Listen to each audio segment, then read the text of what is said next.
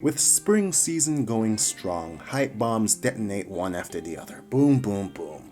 But there was also the littlest firecracker going off hidden beneath the shockwave of the others, and that is Tiger and Bunny Season 2. Now this show is regularly compared to One Punch Man and My Hero Academia, but I believe it is more akin to a less mature, more wholesome anime version of The Boys. Because there is much more of a focus on the companies that own the superheroes and the business side of things, and some of the characters in both shows are direct parodies of known comic book characters. Now as I continue, it's going to seem as if I'm taking a huge shit on this show, so I want to say beforehand that I really did enjoy this season for what it is, which is basically a slice of life superhero show. But obviously I had some issues with it, and the most glaring one is the animation. The 2D animation was pretty average, but the 3D was awful, and distracting since most of the action uses 3D. Season 1 was basically the same, but Season 1 was over a decade ago. Standards have risen with inflation, man, come on. It was like Season 1 of RWBY, but worse.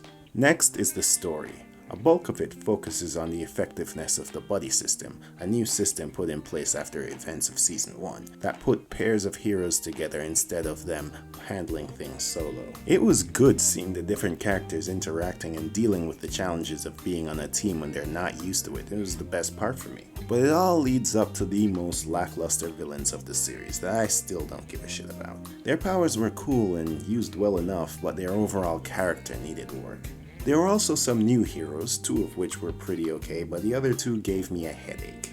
One of them had almost no redeeming qualities, and the other is also pretty annoying, but this one had reasons why he is how he is. It's just that when the perfect opportunity presented itself for character progression, the story said, nah, let's save that for next season, at the last second. And I think that was my biggest problem with this season. It felt like a filler. There were some good parts to be sure, but it felt like you can skip the whole season and go into Season 3 and you wouldn't be confused at all, and that's never a good thing. And the fact that it all came out at once in the midst of the premiere of other amazing anime doesn't help it to be more memorable. Guys, I hate to say it, but in the end, Tiger and Bunny Season 2 is a fart in the wind.